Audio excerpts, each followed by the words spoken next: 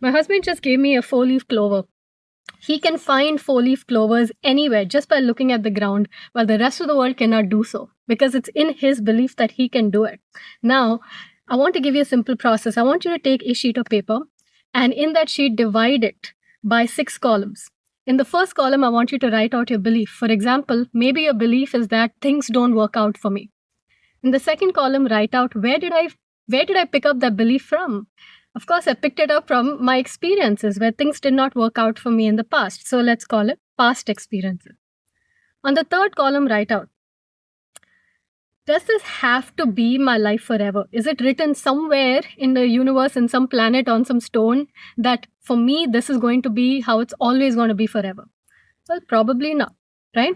Now, the next one, you're going to ask the question, has there been anyone else in this world for whom things never worked out before, but then suddenly started working out and their lives actually went in a really good direction? If that has happened, then you know that that is the truth. Now, the next column you write out, what is my new belief? What would I like to believe instead? So what I would like to believe is that things do work out in my favor and in wonderful ways. That's my new belief. And in the final column, write out, is there evidence to prove that that can happen to me?